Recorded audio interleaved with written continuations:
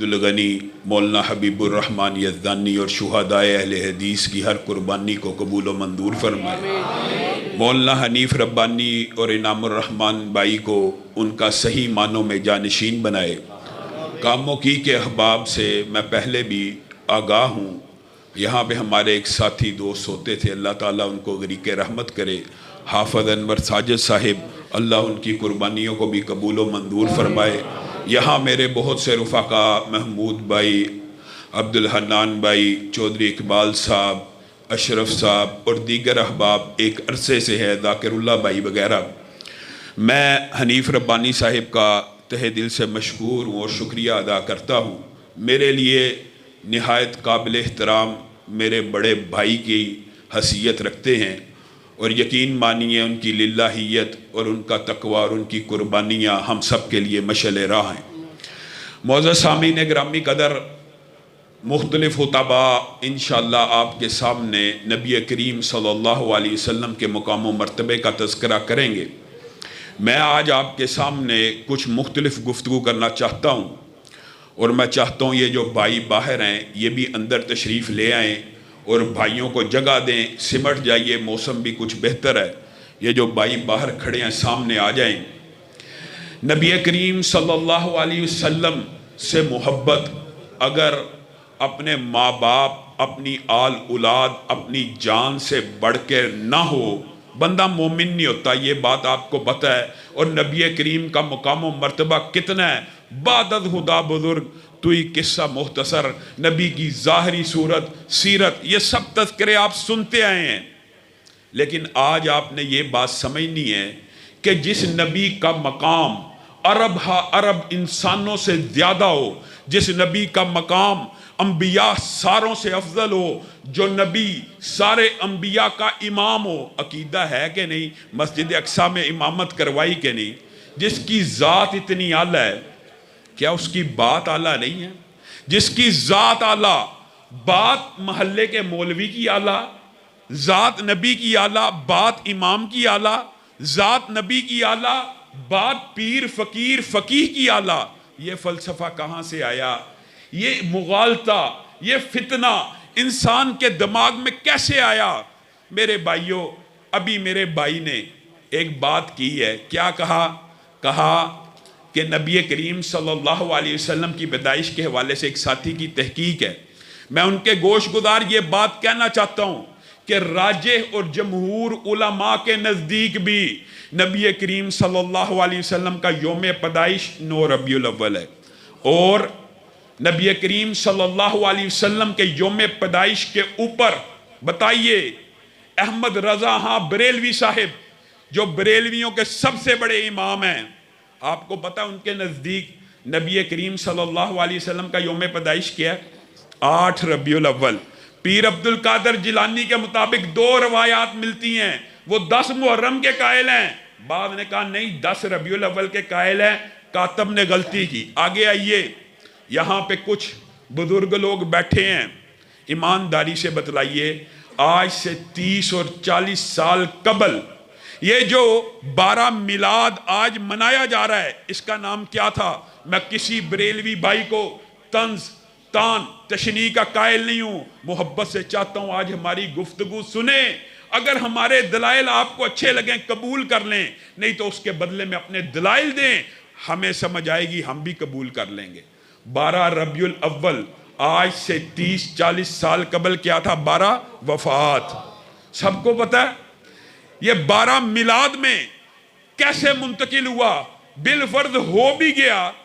तो यहां पे एक नुक्ता है, नबी करीम सल्लल्लाहु अलैहि वसल्लम की पैदाइश के ऊपर तारीख का इख्तलाफ होना, यह भी अल्लाह की कसम अल्लाह की तरफ से है। बताइए नुक्ता क्या है? यहां पे अभी कोई कारी इमामत करवाए, कुरान के अंदर एक जेर या जबर की गलती करे, पीछे किसी भी मस्जिद में खड़ा हो, चाहे देवबंद की हो, बरेली की हो, अहले हदीस की हो, कारी कुरान पढ़े, सिर्फ जेर और जबर की गलती करे, पीछे से टोकने वाले कितने हाफिज होते हैं, जेर जबर की गलती नहीं कर सकता। जो रब कुरान की ऐसी हिफाजत करने वाला हो, کہ قرآن کے اندر کوئی زیر اور زبر کی غلطی نہیں کر سکتا. اگر دین اور شریعت میں مطلوب و مقصود ہوتا وہ اپنے نبی کی تاریخ پیدائش کی حفاظت نہ کرتا. اگر تاریخ کی پیدائش کی حفاظت کس نے کرنی تھی؟ اللہ رب العزت نے. مطلوب نہیں تھا. پتہ کیوں نہیں مطلوب؟ انبیاء کتنے ہیں؟ لاکھوں. صحابہ کتنے ہیں؟ لاکھوں. اولیاء کتنے ہیں؟ لاکھوں. تابعین کتنے ہیں؟ لاکھوں. ایمانداری سے بتلائیے سب سے زیادہ حق بالفرض آپ کا فلسفہ مان لیا جائے اور ہے بھی غلط کہ برتھ ڈے منانی چاہیے. یہ بھی بات یاد رکھیں یوم پیدائش پہ خوشی کا منانا. آج کسی کے گھر بچہ پیدا ہوا اس دن وہ خوش ہو رہا ہے, نیچرل اور فطری بات ہے. اس بات کو 1 سال گزر جائے اسی تاریخ پہ خوش ہونا, اس میں اور اس میں بھی فرق ہے. یہ سالگرہ ہے, یہ برتھ ڈے ہے, یہ تہوار کہاں سے آیا اس حوالے سے آپ کے سامنے بات رکھوں گا.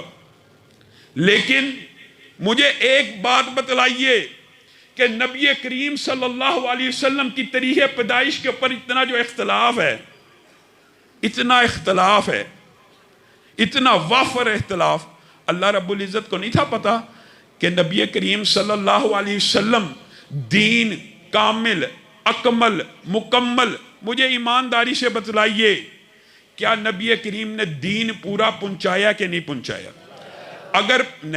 اگر پہنچایا ہے تو یہ بات بتلائیے کیا نبی کریم صلی اللہ علیہ وسلم نے عید میلاد النبی کا بتلایا؟ اگر نبی کریم کی یہ ذمہ داری اللہ نے لگائی ہے کہ دین پورا پہنچا کے آنا ہے, اور نبی کریم نے صحابہ کو گواہ بنایا کہ کیا میں نے دین پورا پہنچایا؟ صحابہ نے کہا آپ نے پہنچا دیا. آپ ایمانداری سے بتلائیے عید میلاد النبی جو لوگ مناتے ہیں وہ اس کو نیکی سمجھ کے مناتے ہیں کہ برائی سمجھ کے مناتے ہیں؟ نیکی سمجھ کے مناتے ہیں. اور اس نیکی کا نبی کریم صلی اللہ علیہ وسلم کو علم ہے کہ نہیں؟ اگر یہ نیکی ہے تو آپ نے دلائل اپنے بریلوی بھائیوں کو یہ سمجھانا ہے. اگر یہ نیکی ہے اس کا علم نبی کریم کو تھا کہ نہیں؟ اگر وہ کہیں گے تھا نہیں تو بات ختم. اگر علم تھا تو پھر نبی کریم نے یہ علم امت تک پہنچایا کہ نہیں؟ اگر وہ کہیں علم تھا پہنچایا نہیں, معاذ اللہ, نبی کریم صلی اللہ علیہ وسلم نے بات پہنچانے کے اندر خیانت کی ہے. میرے بھائیوں, دکھ اور افسوس کی بات پتہ کیا؟ دکھ اور افسوس کی بات یہ ہے کہ ہم بات کرتے ہیں, تانے بھی ہمیں ملتے ہیں, گستاخی کے فتوے بھی ہم پہ لگتے ہیں.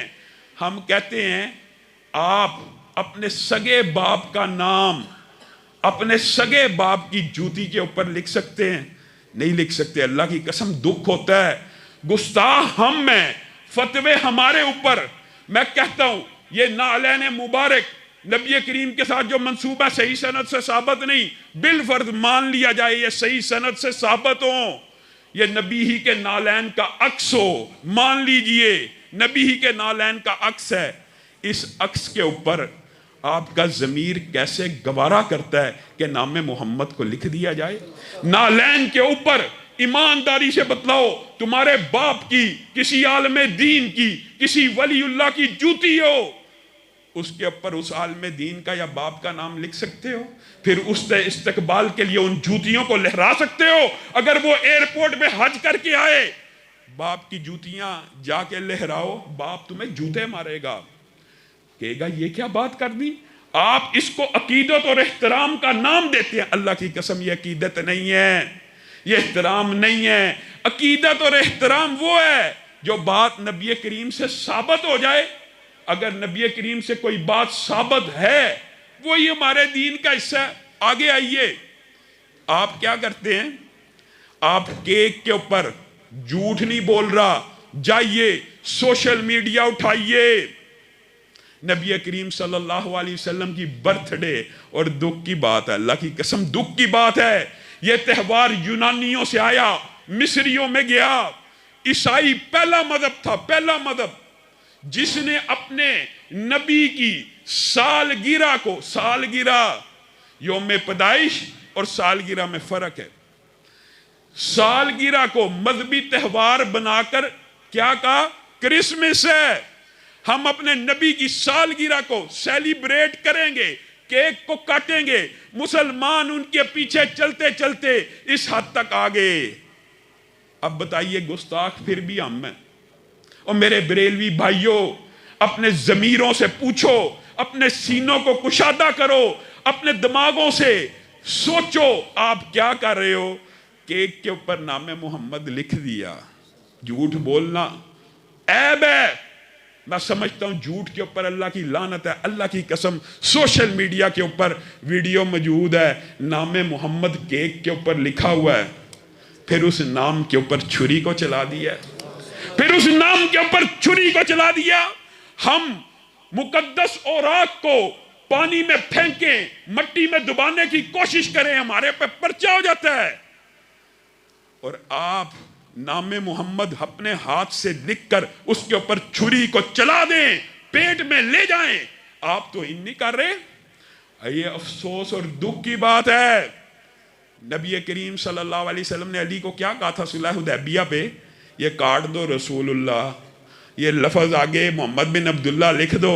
علی نے کہا یہ میری جسارت نہیں ہے کہ میں پینسل سے بھی مٹا دوں، تم نام کے اوپر چھری کو چلا دیتے ہو اور پھر کہتے ہو تمہیں محبت ہے۔ نہیں میرے بھائیوں، تمہیں غلطی لگی، تمہیں ٹھوکر لگی۔ تم نے یہ عید، اس کا نام عید رکھا۔ میرے بھائیوں اس کا نام عید ہے، اور میرے نبی کیا کہتے ہیں؟ نبی کہتے ہیں میں پیر کے دن پیدا ہوا، میں پیر کے دن پیدا ہوا۔ نبی کریم صلی اللہ علیہ وسلم کا اسوہ تیرے اور میرے لیے نمونہ ہے۔ اگر تو نبی کا میلاد جیسے نبی نے منایا ویسے منانا چاہتا ہے تو سن، نبی کریم صلی اللہ علیہ وسلم نے کہا میں پیر کو پیدا ہوا، میں پیر کے دن روزہ رکھتا ہوں۔ اور یہ سالگرہ کا کنسیپٹ نہیں ہے، یہ کنسیپٹ کیا ہے؟ ہفت روزے کا۔ جس نے نبی کریم صلی اللہ علیہ وسلم کی طرح اس دن شکرانہ ادا کرنا ہے کہ اللہ کے نبی پیر کو آئے، پیر کو پیدا ہوئے، پیر کو مبعوث ہوئے، آئیے جس نے شکرانہ ادا کرنا ہے وہ روزے کو رکھے۔ اللہ کی قسم کوئی اہل حدیث عالم آپ کے اوپر اعتراض کر جائے ہم ذمہ دار ہیں، نہیں کر سکتا۔ یہ نبی کا اسوہ ہے۔ اب یہاں پہ بھی ایک نقطہ ہے، بتائیے کیا نقطہ؟ یہ ہے کہ پیر کے دن نبی کریم نے روزہ رکھا ہے۔ عید کے دن روزہ ہوتا ہے؟ اگر یہ دن عید کا دن ہو تو اس دن روزہ، اللہ معاف کرے، اللہ معاف کرے، عید کے دن کس کا روزہ ہوتا ہے؟ سب کو پتہ ہے یہ کیا فلسفہ ہے؟ نبی کریم پیر کو پیدا ہوئے، پیر کے دن روزہ رکھا۔ آپ کہتے ہو نہیں اس دن عید ہے، نبی کہتے ہیں اس دن میں نے روزہ رکھنا ہے، آپ کہتے ہو عید ہے۔ اس بات کی طرف آتا ہوں جو چھوڑ کے گیا ہوں، وہ کیا ہے؟ لاکھوں انبیاء ہیں، لاکھوں صحابہ ہیں، سب سے پہلا حق اگر سالگرہ اسلام میں ہو تو کس کا ہے؟ نبیوں کا ہے کہ نہیں پہلا حق؟ پھر کس کا ہے؟ صحابہ کا۔ پھر کس کا ہے؟ اولیاء کا، تابعین کا۔ آپ بتلائیے دن تو 365 ہیں، افراد تو لاکھوں ہیں، کیسے منائی جائے گی؟ کیسے منائی جائے گی؟ 365 دن تھوڑے ہیں، انبیاء زیادہ ہیں۔ اور میرے بھائیوں اللہ کی قسم تم سالگرہ کی بات کرتے ہو، اللہ رب العزت نے انبیاء کی قبروں کو بھی محفوظ نہیں رکھا۔ محفوظ رکھنے سے مراد یہ نہیں کہ معاذ اللہ ان کے اجساد کو مٹی نے کھا لیا۔ ہمارا یہ عقیدہ ہے کہ انبیاء جتنے بھی ہوتے ہیں ان کے جسموں کو مٹی نہیں کھاتی، خلط کر دیا گیا۔ کیا مطلب؟ 1,00,000 سے زائد انبیاء ہیں، 1,00,000 سے زائد انبیاء ہیں۔ آپ بتلائیے ان میں سے کتنے نبیوں کی قبریں معلوم ہیں؟ آپ کو پتا کتنے نبیوں کی قبریں معلوم ہیں؟ کوئی اوتھینٹیسٹی سے تصدیقاً اور سچ معنوں میں، صحیح معنوں میں نشاندہی کرنا چاہے تو 10 کے قریب انبیاء ہیں کہ جن کے بارے میں یہ کہا جاتا ہے فلاں کی قبر فلاں جگہ، فلاں کی قبر فلاں جگہ۔ ہاں یہ ضرور پتہ ہے کہ سینکڑوں انبیاء اس خطے میں دفن ہوئے، سینکڑوں انبیاء اس خطے میں دفن ہوئے۔ واحد نبی کریم صلی اللہ علیہ وسلم ہیں جن کی قبر کے بارے میں یقین ہے کہ یہ یہیں پہ دفن ہوئے۔ آپ بتلائیے اگر قبریں شریعت کا مطلوب اور مقصود ہوتی تو کائنات کی کون سی ہستیاں ہوتی جن کی قبریں اللہ تعالیٰ لوگوں کے سامنے آشکار کر دیتا؟ انبیاء کی قبریں اگر واقعی مزار بنانا دین اور شریعت ہوتا تو انبیاء اس لائق تھے کہ ان کے مزار بنتے. ان کی قبریں اللہ نے بلا دی، ان کی قبریں اللہ نے خلط کر دی. لیکن تیرا ولی، اس کا مزار بننا چاہیے، اس کا مقبرہ اچھا بننا چاہیے. یہ کہاں سے آیا فلسفہ؟ میرے بھائیوں، عید میلاد النبی کا یہ جو سارے کا سارا فلسفہ ہے، یہ باطل ہے، یہ غلط ہے. اس کے دلائل ہیں، علماء آپ کے سامنے دلائل رکھتے چلے جائیں گے. لیکن میں آج آپ کے سامنے یہ بات کہنا چاہتا ہوں، ہمارے بھائی جن کو یہ کہا جاتا ہے کہ یہ بدعت ہے، اس کا دین اور شریعت سے تعلق نہیں ہے، یہ نیکی سمجھ کے کرتے ہو، نیکی سمجھ کے کرتے ہیں. نبی کریم صلی اللہ علیہ وسلم نے کوئی اس نیکی کا علم نہیں تھا، اس کا کیا جواب دے سکتے ہیں؟ یہ علم تھا، بتلائیے. پوری امت کے فقیہ جمع ہو جائیں، اللہ کی قسم کسی عالم نے یہ نہیں کہا، چاہے وہ بریلوی کا ہو، دیوبند کا ہو، اعتراف کرنا چاہیے. اور انہوں نے اعتراف کیا کہ واقعی نبی کریم نے نہیں بنائی، نبی کریم نے نہیں بتلائی، صحابہ نے نہیں منائی، صحابہ نے نہیں بتلائی، تابعین نے نہیں منائی، تابعین نے نہیں بتلائی. کس نے منائی ہے؟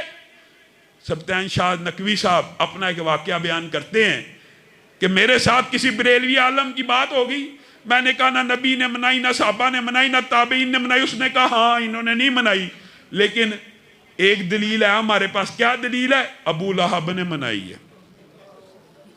پیدائش کے دن جو خوشی منائی اس کو منطبق کیا سالگرہ پہ. سبطین شاہ نقوی صاحب کہتے ہیں آپ کیوں نہیں مناتے؟ سبطین شاہ صاحب سے اس بریلوی عالم نے پوچھا آپ کیوں نہیں مناتے؟ سبطین شاہ صاحب نے پوچھا آپ کیوں مناتے ہیں؟ کہا ابو لہب نے منائی. کہا آپ کیوں نہیں مناتے؟ کہتا ابو لہب نے منائی. تم کس لیے نہیں مناتے؟ اس لیے کہ ابو لہب نے منائی. ابو لہب ہمارے لیے حجت ہیں. آگے آئیے، یہ جو حدیث اور روایت پیش کی جاتی ہے ابو لہب کے بارے میں کہ اس نے ایک لونڈی کو آزاد کیا، کسی شخص نے خواب دیکھا.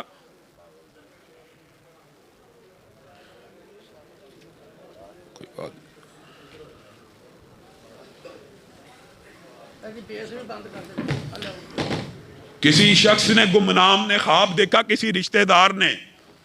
کیا خواب دیکھا؟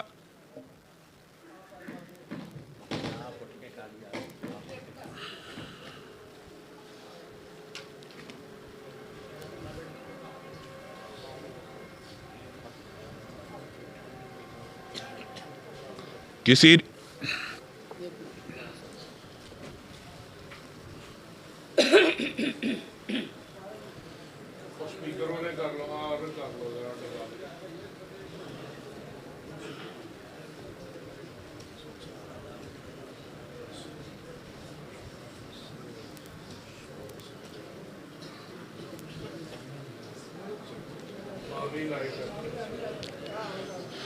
کسی مجہول الحال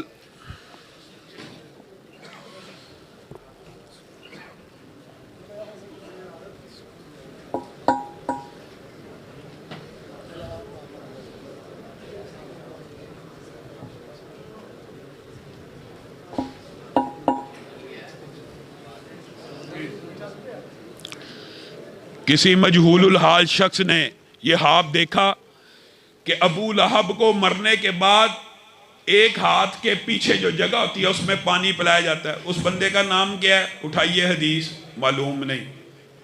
کون ہے وہ شخص؟ معلوم نہیں. خواب حجت ہوتے ہیں غیر نبی کے؟ آپ کو پتہ ہونا چاہیے. کسی غیر نبی نے کوئی خواب دیکھا وہ حجت ہوتا ہے؟ وہ شرعی دلیل ہوتا ہے؟ نہیں. ویسے بھی یہ بات قرآن کے خلاف ہے. جس ہاتھ کے بارے میں اللہ رب العزت کیا کہتا ہے؟ تبت یدا ابی لہب و تب. ابو لہب تیرے دونوں ہاتھ ٹوٹے، تو کہتا ہے وہ ہاتھ سلامت ہے اور اس کے اندر پانی مل رہا ہے. اللہ کہہ رہا ہے یہ ٹوٹ چکا ہے ہاتھ، اور آپ کہتے ہو نہیں نہیں اس کا ہاتھ سلامت ہے، اس کے پیچھے پانی مل رہا ہے. یہ دلائل یہ کہاں سے گڑے؟ جب آپ مان گئے کہ یہ عبادت ہے، یہ دین ہے، یہ نیکی ہے، پھر اس عبادت، دین اور نیکی کا ثبوت نبی کریم سے ملنا لازم ہے. آگے سے کہتے ہیں منع کی دلیل ہونی چاہیے.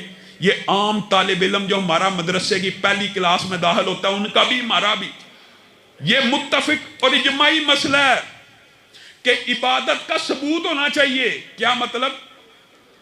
عبادت صرف وہی قابل قبول ہے جس کے اوپر نبی کی مہر ہے. ہم عبادت کے بارے میں بات کرتے ہیں اور جو دنیاوی معاملات ہوتے ہیں نا وہاں پہ دلائل ہوتی ہے منع کے.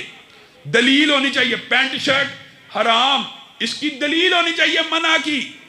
کپڑوں کے اوپر یہ دنیاوی جتنے بھی معاملات ہیں، تجارت، اٹھنا بیٹھنا پہننا سواری، یہ دنیا کے جتنے معاملات ہیں اس کے اندر منع کی دلیل کیا ہوتی ہے یہ بھی سن لیجیے. ہوتی ہے اگر منع مرد عورت کی طرح لباس نہیں پہن سکتا، مرد لباس ساتر پہنے گا، مرد میں جو لباس ہوگا وہ کفار سے مشابہت ان کے مذہب میں نہ ہو، یہ چیزیں موجود ہوتی ہیں. عبادت جو بھی ہوگی عام اجماع اس بارے میں کیا کہ عبادت کے اوپر نبی کریم کی مہر ہوگی تبھی وہ عبادت ہوگی. وجہ کیا ہے؟ وجہ اس بات کی وجہ کیا ہے؟ وجہ یہ ہے کہ نبی کریم صلی اللہ علیہ وسلم فتح مکہ کے بعد عرصہ گزر گیا، دین کی تبلیغ کرتے رہے. حجۃ الوداع کا موقع آیا، نبی کریم صلی اللہ علیہ وسلم نے جب صحابہ کو گواہ بنایا دین پورا پہنچا دیا. صحابہ نے کہا پورا پہنچا دیا. اللہ رب العزت نے کیا آیت نازل کی؟ الیوم اکملت لکم دینکم، آج کے دن تمہارا دین مکمل ہو گیا ہے. اور نبی کریم کون ہے؟ حریص علیکم بالمؤمنین رؤوف الرحیم. اس آیت کا ترجمہ کیا بنتا ہے؟ حریص ہیں کس بارے میں؟ کہ اللہ میری ساری امت جنت میں چلی جائے. وہ چاہتے ہیں میں اور آپ جنت میں چلے جائیں. وہ نبی ایسا رؤوف الرحیم ہے کہ قیامت کے دن بار بار اللہ کی بارگاہ میں سجدے میں جا رہا ہے، اللہ میری امت کو معاف کر دے. اللہ معاف کر رہا ہے. سجدہ سجدہ سجدہ. شفاعت کی حدیثیں پڑھیں حیران رہ جائیں گے. حتیٰ کہ آخری سجدے پہ پہنچیں گے اور گمان کریں گے. گمان کیا کریں گے؟ کہ شاید میری امت کا کوئی شخص اب جہنم میں نہیں ہے. تب سر اٹھائیں گے. یہ نبی جو دنیا میں بھی حریص ہے، آخرت میں بھی جہنم سے بچانا چاہتا ہے، وہ نبی نیکی کا کوئی کام بغیر بتائے چلا گیا. وہ نبی دین کا کوئی کام رہتا تھا جو تجھے تو وہی آ گئی، نبی کو نہیں پتا چلا. جی نبی کریم چپکے سے اٹھے تھے. معاذ اللہ، نبی کا یہ مقام ہوتا ہے. نبی چپکے سے اٹھے تھے. حضرت عائشہ کو بھی نہیں تھا پتا چلا. جنت البقیع میں چلے گئے، ساری رات عبادت کی، چپکے سے معاذ اللہ واپس آئے اور سو گئے. امت کو خبر نہ ہو جائے، امت اس رات عبادت نہ کر لے، امت جنت میں نہ چلی جائے.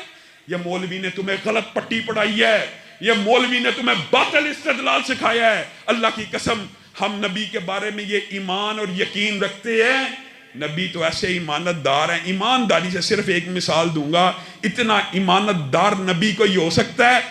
احد میں زخمی ہیں، احد میں دندان شہید ہو گئے، چہرہ بھی لہو رنگ ہے، پاؤں بھی، کپڑے بھی، غم میں ہیں، غصے میں ہیں. اچانک منہ سے کیا الفاظ نکلے؟ اللہ اس قریش قوم کو کیسے معاف کرے گا جو اپنے نبی کو زخمی کرتی ہے. 3 ساتھیوں کا نام لیا. اللہ ان تینوں کو کیسے معاف کرتا ہے؟ جو اپنے نبی کے دندان مبارک کو شہید کر دیں، جو نبی کا لہو لہان کر دیں. اللہ اس قوم کو کیسے معاف کرے گا بتائیے. نبی زخمی ہیں، دل سے یہ بات نکل سکتی تھی نا. آسمان سے وحی آئی، لیس لک من الامر شیء. پیارے حبیب آپ نے جو بات کی ہے اس کے ساتھ آپ کا کیا تعلق ہے؟ نبی نے چھپا لی. نبی اسی وقت بتا رہا ہے کہ آسمان سے وحی نازل ہوگی. یہ اتنا امین نبی ہے. یہ جو میں نے پچھلی بات کی ہے اللہ نے ریجیکٹ کر دی ہے، اور اللہ رب العزت نے فتح مکہ کے اندر سارے قریش کے اسلام کو قبول کر لیا. اللہ نے معاف بھی کر دیا. اللہ نے نبی کو کہا تجھے اس بات سے تیرا کیا تعلق؟ یہ اللہ کی مرضی ہے. نبی چھپا گئے. نبی قریش مکہ کے سامنے کھڑے ہیں، ان کو تبلیغ کر رہے ہیں. نبی نہ ام مکتوم لائن میں ہیں. آسمان سے وحی آ گئی، عبس وتولی. نبی چھپا سکتے تھے، کچھ دیر تخیر کر سکتے تھے، کچھ دیر پینڈ ہو سکتی تھی کہ یہ میرے اتنے بڑے بڑے سرداران ہیں، ان کے سامنے کہیں دل آزاری نہ ہو جائے. اللہ کی قسم نبی نے ایسا نہیں کیا. کہا عبس وتولی، آسمان سے وحی آ گئی ہے، تمہاری طرف منہ نہیں کروں گا، اس کی طرف کروں گا. یہ نبی اتنا ایمانت دار ہے؟ تم کہتے ہو نہیں نہیں نیکی کا کوئی کام بغیر بتائے دنیا سے چلا گیا، ایک اتنا بڑی عبادت کا فعل جو تو نے گڑ لیا۔ اچھا پھر جب یہ دلائل دیے جاتے ہیں نیت نیک ہونی چاہیے، نیت نیک ہونا کوئی مسئلہ نہیں، نیت کے اوپر اعمال کا دار و مدار نیتوں کے اوپر ہوتا ہے۔ درست بات ہے نیت لیکن جتنی مرضی اچھی ہو اس کے اوپر بھی مہر نبوت ہوگی تو قابل قبول ہے۔ ابو بردہ جانتے ہیں نا صحابی رسول ہیں، بتائیے کس عمدہ نیت کے ساتھ، یہ بھی ایک لمبا چوڑا اور طویل مضمون ہے، ایک مثال آپ کے سامنے رکھتا ہوں، کتنی عمدہ نیت کے ساتھ نبی کریم کے پاس آئے، اے اللہ کے رسول آج ابو بردہ اٹھا ہے، فجر کی نماز پڑھی ہے، سورج نکلا ہے، سب سے پہلے بکری کی گردن پہ چھری کو پھیرا ہے کہ میرے محلے کے غریب ہیں، سب سے پہلے ان کے گھر گوشت جائے، ابو بردہ کی بکری کا جائے۔ نیت نیک ہے کہ بد ہے؟ بتائیے کتنی عمدہ نیت ہے۔ نبی کریم کی پیشانی کے اوپر سلوٹیں پڑ گئیں، کہا ابو بردہ تیری بکری گوشت کی بکری ہے، صدقے کی بکری ہے، لیکن اگر تو قربانی کرنا چاہتا ہے تو پہلے عید کی نماز کو ادا کر۔ آپ پورے کا پورا دین ایجاد کر لیں، نبی کی مہر موجود نہ ہو تو قربانی بتائیے ایمانداری سے۔ نماز عید 2 رکعت کتنی دیر میں پڑھ لیتے ہو؟ 4 منٹ، اور 4 منٹ پہلے سے کیا فرق ہے؟ اگر 4 منٹ پہلے کے اوپر نبی کی مہر نہ ہو، صحابی رسول ہو، ولی نہیں، پیر نہیں، فقیر نہیں، صحابی رسول ہو، نیک نیتی کے ساتھ بکری کو ذبح کرے، اللہ اس کی قربانی کو قبول نہیں کرتا، صدقے کی بکری مانتا ہے، گوشت کی بکری مانتا ہے۔ اسی طرح اگر بات آئی ہے تو سمجھ لیجئے، ابھی عید قربان گزری، آپ میں سے کوئی بندہ حلال روزی کماتا ہے، حلال روزی سے 60-70 ہزار روپیہ اکٹھا کیا، بازار میں گیا، حلال تجارت کی، ایک گائے لے آیا، گائے لے کے گھر آیا، حلال جانور ہے گائے، قربانی کی نیت سے لے کے آیا ہے، حلال پیسوں سے لے کے آیا ہے، کان کٹا ہوا نکل آیا ہے، بتائیے قربانی لگ جائے گی؟ کیوں نہیں لگے گی؟ کیونکہ نبی کریم صلی اللہ علیہ وسلم نے اس کو عیب کہا ہے۔ میرے بھائیو رک جاؤ، قربانی کے اندر عیب دار قربانی نہیں لگتی، لیکن نماز عیب دار بھی قبول ہے، نماز عیب دار بھی قبول، حج عیب دار بھی قبول، عمرہ عیب دار بھی قبول، عیدیں عیب دار بھی قبول، قربانی صرف قبول نہیں۔ یہ کہاں سے فلسفہ آیا؟ باقی ہر چیز عیب دار۔ حلاد بن رافع کا واقعہ ذہن میں آ گیا ہے، اللہ کی قسم نماز کی بات آئی ہے نا، بعض ساتھی کہتے ہیں بڑے متشدد ہو آپ لوگ، آپ حدیث رسول صلو کما رأیتمونی اصلی کے اوپر ٹک جاتے ہو، ویسے ہی پڑھنی ہے جیسے رسول اللہ نے پڑھی۔ اور میرے بھائیو صحابی رسول نماز پڑھنے کے لیے آیا ہے، نبی کریم نے کہا ارجع فصلی فإنک لم تصلی، واپس لوٹ جائیے، نماز کو دوبارہ ادا کیجیے، آپ نے نماز کو ادا ہی نہیں کیا۔ پھر آیا، پھر یہی ڈائلاگ، پھر آیا، پھر یہی ڈائلاگ۔ صحابی نے کہا حلاد بن رافع نے، اے اللہ کے رسول مجھے اس سے بہتر آتی نہیں، مجھے بتلائیے عیب کیا ہے، عیب کیا ہے اس میں؟ تم ہم سے واجبات فرائض ان کی بات کرتے ہو، ایمانداری سے بتاؤ نبی کریم نے کیا کہا کہ جب تم رکوع کرو اعتدال سے کیا کرو، پوری کمر سیدھا کیا کرو، جب رکوع سے سر اٹھاؤ سیدھے سکون سے کھڑے ہو جایا کرو، اعتدال سے کھڑے ہو جایا کرو، سجدہ کرو، اعتدال کرو۔ نبی کریم یہ جو اعتدال بتا رہے ہیں آپ کی فقہ میں، یہ اعتدال کیا ہے؟ یا امت کے اندر یہ اعتدال کیا ہے؟ سنت ہے، سنت ہے، فرائض واجبات کی بات نہیں کر رہا۔ صلو کما رأیتمونی اصلی ہمارے نزدیک فرض اور واجب ہے کہ نماز اسی طرح ہوگی جیسے رسول اللہ کو پڑھتے دیکھا۔ میرے بھائیو رسول اللہ نے ایک مرتبہ زندگی میں حج کیا، وہ حج محفوظ ہے۔ نبی نے 13 سال باجماعت امامت کرائی، ہزاروں صحابہ نے دیکھی، وہ نماز محفوظ نہیں، اس کا ہر عمل محفوظ نہیں، یہ باطل آپ کو سوچ اور فکر دی گئی ہے۔ اللہ کی قسم نبی کی ہر نماز کا حصہ محفوظ ہے، ہر حصہ محفوظ ہے۔ نبی کریم کہہ رہے ہیں تو نے اعتدال نہیں کیا، اور یہ کسی مولوی کا فتویٰ نہیں، نبی کا ہے۔ آئیے حضرت حذیفہ بن یمان نے ایک تابعی کو اسی طرح دیکھا، اور بعض روایات کے اندر ہے وہ بھی صحابی تھے، کیا دیکھا اسی طرح نماز پڑھ رہے تھے جیسے حضرات پڑھتے ہیں۔ حذیفہ نے کہا آپ نے نماز کو ادا نہیں کیا، دوبارہ کیجئے۔ کہا میں تو 40 برس سے ایسے ہی نماز پڑھ رہا ہوں۔ حضرت حذیفہ نے کہا اللہ کی قسم اگر آپ 40 برس سے یہ نماز پڑھ رہے ہیں تو آپ سمجھے آپ نے نماز پڑھی ہی نہیں۔ یہ مولوی کا فتویٰ نہیں ہے، یہ ایک صحابی کا فتویٰ ہے۔ کس کو دے رہا ہے؟ تابعی کو دے رہا ہے کہ اگر آپ نے اعتدال کی سنت کو چھوڑ کے یہ نماز پڑھی ہے، آپ ہمارے سے فرائض چھڑاتے ہیں، واجبات چھڑاتے ہیں۔ اگر اعتدال سے نہیں پڑھی آپ نے نماز ہی نہیں پڑھی۔ اور نصیحت بھی کرتے ہیں، ان کو نصیحت بھی کرتے ہیں کہ میری آپ کو نصیحت ہے کہ آپ اپنی نماز کو درست کریں، ایسا نہ ہو کہ کل قیامت کے دن کہیں اللہ آپ کو امت محمدیہ ہی میں سے نہ اٹھا۔ یعنی ایسا نہ ہو جائے کہ آپ یہ عمل کرتے چلے جائیں۔ نبی کریم صلی اللہ علیہ وسلم کی مہر ہر عمل کے اوپر ہونا اس طرح لازم ہے، ایک طرف 40 برس کی نماز صرف اعتدال کے بغیر ہو، چاہے تابعی ہو قبول نہیں، اور دوسری طرف مولانا حنیف ربانی صاحب کو علم ہے، سنن نسائی کی حدیث ہے، جس نے صرف 2 رکعت نماز ویسے پڑھ لی جس طرح رسول اللہ صلی اللہ علیہ وسلم نے پڑھ لی، اللہ کی قسم وہ ایسے ہو جائے گا جیسے آج ماں کے پیٹ سے پیدا ہوا۔ آپ رسول اللہ کی حدیث کو کمتر سمجھتے ہیں، آپ رسول اللہ کے قول کو ذات تو اعلیٰ پوری امت مانتی ہے، لیکن اللہ کی قسم بات اعلیٰ وہی مانتے ہیں جن کے دل میں حدیث کا احترام ہے۔ حدیث کے احترام کے اوپر ایک بات کر کے میں اپنی بات کو ختم کروں گا۔ نبی کریم صلی اللہ علیہ وسلم بیٹھے ہوئے ہیں، نام لے کے صحابہ کو کہا کل غزوہ تبوک کے اوپر روانہ ہو جانا، فلاں فلاں فلاں۔ اگلے دن جمعہ پڑھانے کے لیے مسجد میں آئے، جمعہ پڑھا رہے ہیں، سامنے دیکھا عبداللہ بیٹھے ہوئے ہیں۔ عبداللہ آپ کو میں نے کہا تھا کہ آپ غزوہ تبوک پہ روانہ ہو جانا، آپ روانہ نہیں ہوئے۔ نیت نیک، دیکھیے عبداللہ کی نیت کیا ہے۔ عبداللہ کہتے ہیں میں نے سوچا شاید زندگی کا آخری مارکا ہو، پتہ نہیں اللہ تعالیٰ زندگی میں پھر جمعہ ادا کرنے کی مہلت آپ کے پیچھے دیتا ہے کہ نہیں، خواہش تھی آخری زندگی کا جمعہ آپ کے پیچھے ادا کروں۔ سواری اللہ کے رسول بار کھڑی ہے، سامان تیار ہے، تیز رفتار ہے، فوری پہنچ جاؤں گا۔